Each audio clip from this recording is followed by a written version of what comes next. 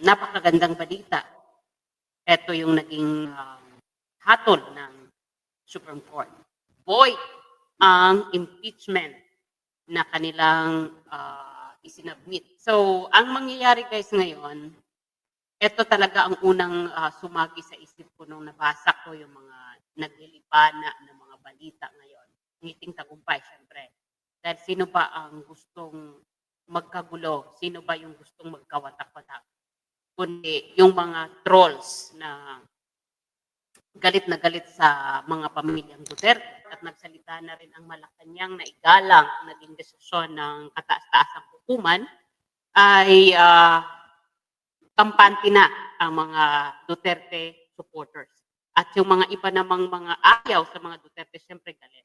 Pero isa lang ang naisip ko noong lumabas na yung mga balita, positibong balita, ang una kong naisip ay ang INC. Bakit ko unang naisip ang INC? Naisip ko na nagwagi sila. Nagwagi sila dahil sa ginawa nilang rally, kung naalala natin, yung rally nila noong January 13 na pwede siyang itala sa Guinness World Record dahil sa dami nung naglabasan na wala kang napabalita na nasaktan, wala kang napabalitang gutom, wala tayong napalitaang nagrereklamo ang mga members dahil inaasa sila ng 1,000 pesos na ayuda or any mga pangako. Wala tayong narinig mula sa mga miyembro ng INC na napagod sila, malaya, matahimik, mapayapa at successful. Sila po talaga yung nanalo dito. Sila yung successful kasi pinatunayan na naman nila na ang kanilang pagkakaisa ay nagbunga dahil dito sa kanilang rally na ginanap noong January 13 na sinuportahan nila yung statement ng Pangulo na ayaw niya na nagkakawatak-watak, ayaw niya ang impeachment na matuloy at sinang-ayunan ng Iglesia ni Cristo kaya sila nagkaroon ng peace rally. And of course, si BP Sara. Pero first of all talaga naman, ang Iglesia ni Cristo ay hindi po nasayang yung kanilang pawis, yung gutom, yung abala. Dahil syempre naabala sila sa kanilang mga trabaho. Do alam natin na pag nag-call up sila o nag-call out sila ng rally ay talagang may pagkakaisa. Sumaludo talaga ako sa kanila ngayon dahil pinatunayan nila na yung kanilang peace rally goal ay nagtagumpay. Dahil dito sa naging desisyon ng Supreme Court na null and void ang impeachment, siyempre, sino ang dapat natin i-congratulate? Unang-una na yan, given na yan, na si BP Sara ang una nating congratulate. Pero, etong grupo ng Iglesia ni Cristo ay isa rin sa mga bayaning masasabi natin na halos buhay silang nagtipon-tipon sa iba't ibang bahagi ng Pilipinas para sumuporta doon sa statement ng Pangulo na ayaw niya ng impeachment or ang impeachment ay pagkakabaha-bahagi lang ng mga Pilipino. So, eto na yon, eto na yan. Kaya, congratulations, INC. And of course, isa sa mga hinahangaan kong INC member na ngayon isa ng senador ay si Kong Marcoleta o si Senator Marcoleta. Why? Hindi niya iniwan si BP Sara, hindi siya sumuko kahit marami atake sa kanya. Sila Labrador, si Mema ba yun? Hindi ko kilala. Marami ang tumitira kay Kong Marcoleta dahil dito sa pagdepensa niya kay BP Sara. Halos magsuntukan na si Paduano at saka si Kong Marcoleta. Hanapin natin. Are you rebuking this committee? Why am I supposed to rebuke the committee? You have been saying things for a while. What? You have been rebuking this committee. You say that. We're not blaming the vice. Honorable Marcoleta, we are not blaming.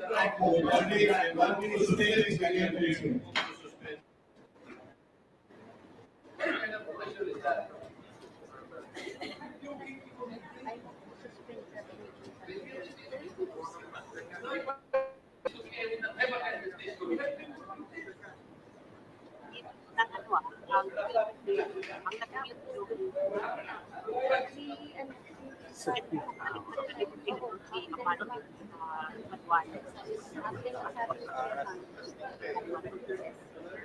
ka nang masasagot kasi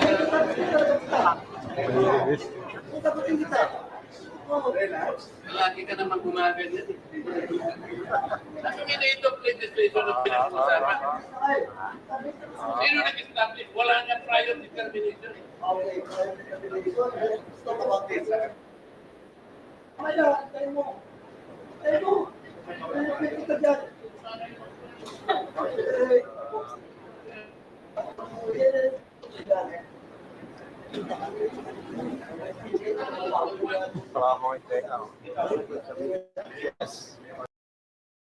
So, yan po yung senaryo na at noon pa man, bilib na talaga ako kay Kung Marcoleta. Alam niyo, wala akong ibang pinapanood pagdating sa impeachment topic. Ang lagi kong pinapanood ito si Kung Marcoleta kahit sa saga ng mamamayan. Kapag pag-usapan nila yung impeachment laban kay BP Sara. Sa kanya talaga ako naniniwala kasi para bang ang lakas nung kanyang ang lakas nung instinct ni Kung Marcoleta na madidismiss yan, wala yan mangyayari. Kasi kahit dun sa sa mga kampanya niya, yung rally niya mag-isa bago mag-election, laging tinatapik niya sa kanyang sa kanyang mga campaign rally, yung impeachment na ang vice presidente pilit nilang aalisin, ganyan-ganyan. Lagi yan kasama sa speech niya eh. At feeling ko that time, kung babalikan lang natin yung campaign period, napaka-confident ni Senator Marcoleta na hindi yan matutuloy, hindi yan papanigan ng Supreme Court dahil unconstitutional yung pag-file nila ng impeachment. So, eto talagang parang nagdilang anghel siya kumbaga sa mga kasabihan. Dahil nagkatotoo yung kanyang instinct talagang nangyari na hindi matutuloy. Hindi si BP Sara mai-impeach. At kung naalala din natin, may segment si Manong Ted na kapag nalampasan ito ni BP Sara na impeachment ngayon, umanda kayo kapag naging presidente si BP Sara. 'Di ba may segment si Manong Ted ng ganon, ganyan ang ewan ko kung think about it yung segment na yon or yung normal nilang segment ni DJ Chacha. Pero may mga sinasabi si Ted Filon na gano'n. So, ngayon guys, marami sila Attorney Turion, sila Attorney Delgra, marami yung sila Attorney Vic, sila Attorney Jimmy Bondok, sila yung mga senator na DDS, si Robin Padilla at saka si Senator Bato. So, alam nyo yung kinikilabutan ako habang nagsasalita ako ngayon kasi lahat ng mga to na mga pinapakinggan ko at pinapanood ko, halos talagang sila yung kung meron man dapat sila i-celebrate, talagang isi-celebrate nila to dahil nagbunga yung kanilang mga pagsusumikap na hindi ma-impeach si BP Sara o na-impeach na hindi ma-convict, 'di ba? So, ang lang nito guys, ang masamang palad lang nito kasi 'di ba, gumastos na yung ating mga judges, senator, nagpasukat na sila, nag-robe na sila. Well, that's one of their duty to have their robe talaga requirement. Pero ba kaya nga noon dinidelay ni Cheese yung impeachment na sinasabi nila na forthwith o immediately proceed. Dinidelay ni Cheese kasi alam naman natin na siguro nararamdaman ni Cheese na hindi talaga yan constitutional yung kanilang pag-file, lumabag sila sa 1-year bar rule. So, kaya parang sabi nga ni Ted Filon, pabanjing-banjing. Di ba? May segment din siya na pabanjing-banjing. Kasi yung iba na mga katulad ni Attorney, itong dating PDP, si Pimentel, di ba? Gusto niya forthwith. So, lahat naman yan ay nila, yung mga duty nila yan para aralin, examinin kung ano ba talaga yung dapat na rule sa pagdating sa impeachment. Pero alam niyo yung ako talaga as in mula nung sinubaybayan ko itong impeachment issue, dito lang talaga ako naniniwala kay Senator Marcoleta at kay Attorney Vic. isa yan, yung dalawa na yan, pinapakinggan ko yan. Tumatawid-tawid ako. Ngayon, nung nakilala ko si Attorney Abayon sa social media, isa rin siya sa mga sinusubaybayan ko dahil gusto ko maliwanagan.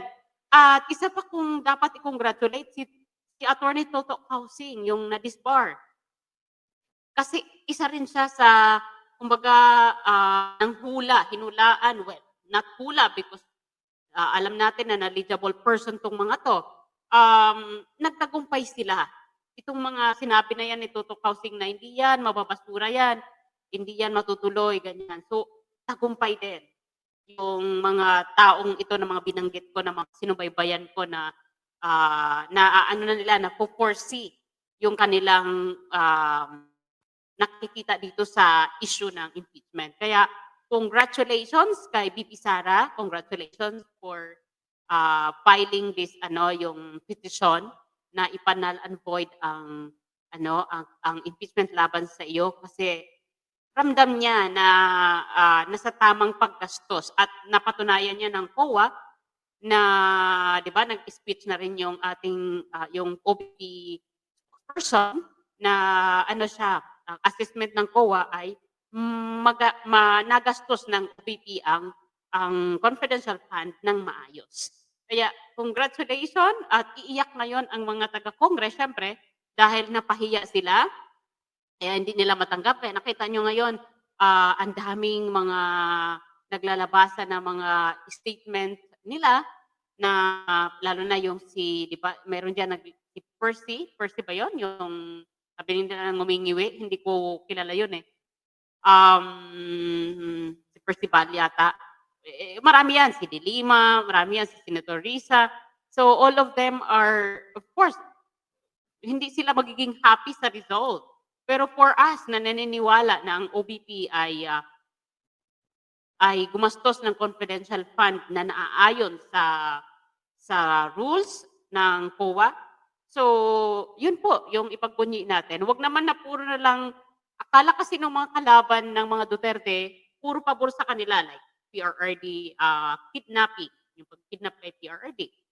Yung mga aligasyon nila na mga Duterte, mga masasamang tao, 'di ba? So now hindi po ganoon ang katotohanan. Kapag katotohanan, lalabas talaga 'yan.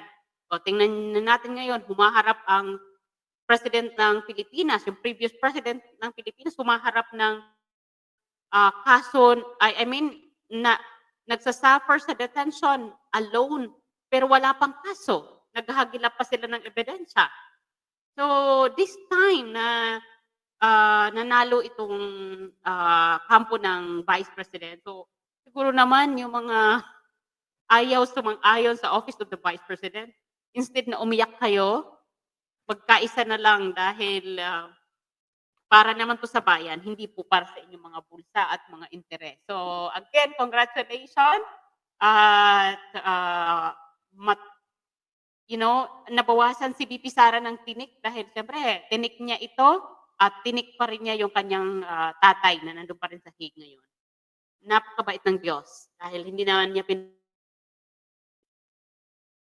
napakabait ng Diyos, hindi siya pumapayag na tirisin na lang yung mga taong nagtatrabaho ng maayos.